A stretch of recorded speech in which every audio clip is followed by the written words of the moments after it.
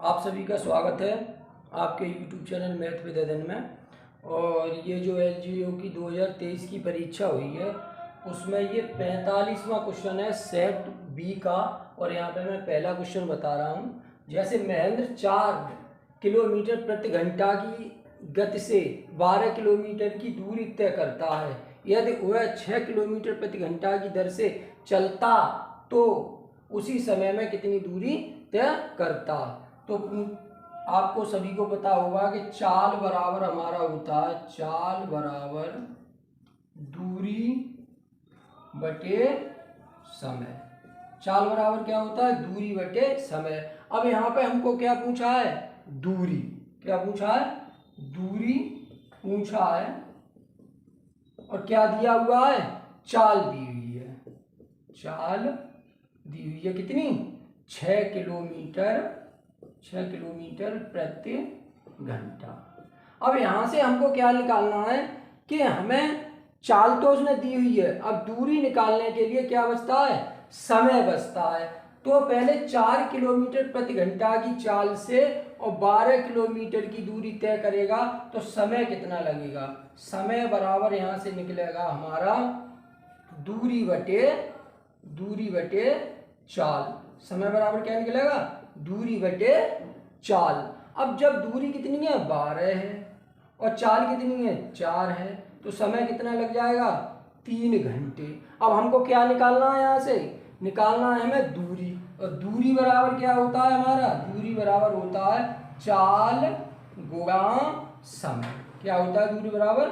चाल गुणा समय। चाल कितनी है हमारी? 6 किलोमीटर प्रति घंटा और समय कितना लगा? 3। तो दूरी कितनी तय करेगा? 18 किलोमीटर। कितनी दूरी तय करेगा? 18 किलोमीटर। ये आपका सेट बी का 46वां क्वेश्चन है। और यहाँ पर क्वेश्चन नंबर 2 है। 15 आदमी किसी कार्य को 16 दिन में कर सकते हैं, तो 24 आदमी उसी कार्य को कितना दिन में कर सकते हैं? तो ये तो निश्चित है कि आदमियों की संख्या बढ़ी है, 15 से 24 हुई है, तो समय कितना लगेगा? कम लगेगा। मैं अपने पिछले वीडियो में, जिसमें मैंने एक वीडियो बनाई है LGO परीक्षा 2023 पार्ट 1, और पार्ट 1 में मैंने इस तरह का क्वेश्चन आपको बताया है। तो मैंने आपको ये बताया था कि ऊपर वाली संख्याओं का हम क्या कर लेते हैं? गुणा कर लेते हैं। जैसे 15 गुणा 16 बटे जो नीचे संख्या दी होती है उसका क्या दे देते हैं? भाग दे देते हैं। अब इसको काट देते हैं 8 से। 8 दूनी 16 और 8 3 24 5 15, यानी कि इसको कितने दिन लग जाएंगे? 10। 5 दूनी 10 दिन लग जाएंगे। अगर 24 आदमी काम पे लगा दिए जाएं तो इनको 10 दिन लग जाएंगे। अब मैंने एक चीज और बताई थी, यदि आपके पास ऑप्शन होते और ऑप्शन में ये जैसे 15 गुणा 16 है बटे 24 गुणा 10 कर दिया जाए तो इसका मान क्या बन जाता है? आपका 1 बन जाता है। क्या बन जाता है? यहाँ पे आ जाएगा 1। तो आप ये समझ लीजिए कि ऑप्शन वही सही होगा। जैसे अब इसको काटते हैं, 8 दूनी 16, 8 3 24 5 15, 5 दूनी 10 और 2 से 2 कट गया, ये कितना बन गया? 1 बन गया, यानी कि हमारा आंसर सही है। अब आप लोग ये सोचेंगे कि ये ऊपर वाली संख्याओं को हम क्यों गुणा करते हैं और इस नीचे वाली संख्याओं का भाग क्यों देते हैं? तो टर्म एंड वर्क का एक सबसे बड़ा फॉर्मूला है M1 D1 T1 बट्टे W1 बराबर M2 D2 और T2 बट्टे W2। ये हमारा फॉर्मूला है। M1 से मैन व्यक्ति है, D1 से दिन है, T1 से क्या है? हमारा टाइम है। ऐसे ही M2 क्या है? दूसरा पक्ष है, और D2 ये आपका दिन है दूसरे, और T2 दूसरा समय है, बट्टे W2 ये दूसरा आपका वर्क है, यानी कि काम है। अब यहाँ पे क्या दिया? 15 आदमी किसी कार्य को कितने दिन में सॉल्व करते हैं? 16 दिन में। 16 दिन में करते हैं। तो M1 इसको मान लें तो ये हमारा 15 हो गया M1, और ये दिन D1 होगा। D1 कितने? 16। अब इसमें ऊपर एक पक्ष में ये दिया हुआ है। अब इसको हम क्या करें?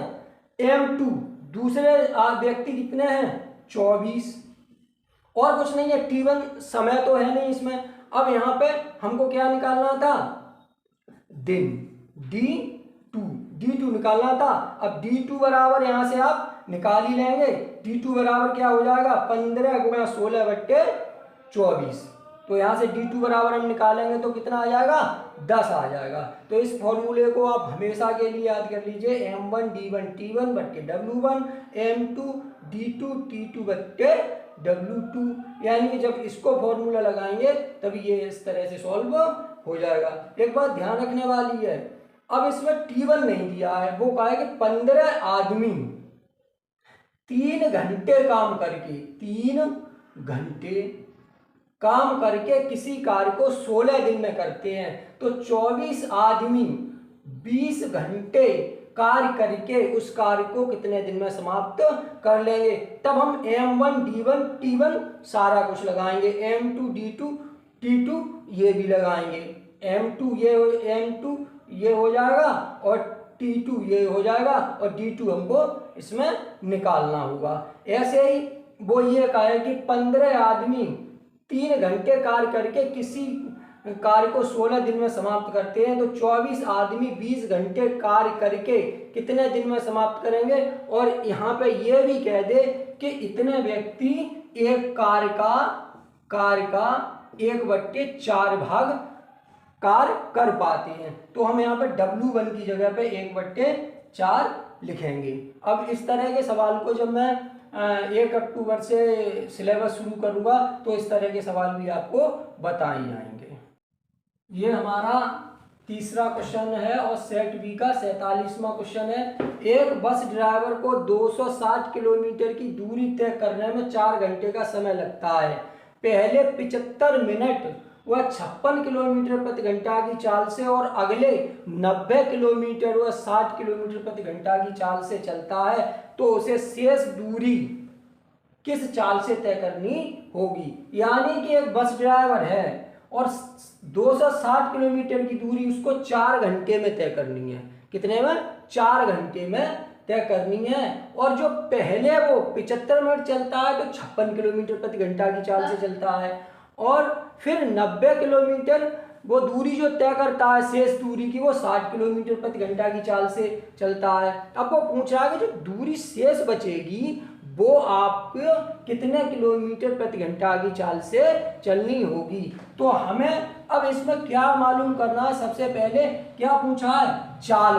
क्या पूछी है चाल पूछी है। क्या पूछा है चाल। और चाल बराबर होता है आपका दूरी बटे समय। क्या होता है दूरी बटे समय। अब हमको शेष दूरी मालूम पड़ जाए और शेष समय मालूम पड़ जाए तो हम चाल तो निकाल ही सकते हैं। यहाँ पे हम मान लेते हैं यहाँ पे 260 किलोमीटर दूरी है। कितनी है दूरी, कितनी है 260 किलोमीटर। कितनी है 260 किलोमीटर। और आपका समय कितना है, समय है हमारा 4 घंटे। समय कितना है 4 घंटे। लेकिन वो 4 घंटे का समय लगता है। पहले 75 मिनट वह 56 किलोमीटर प्रति घंटा की चाल से चलता है। तो समय तो दिया है हमें 75 मिनट। अब 75 मिनट को हम अगर घंटे में बदलते हैं तो 1 घंटा 15 मिनट यानी कि सवा घंटा। और सवा घंटा को हम लिखते हैं 1.25 घंटे।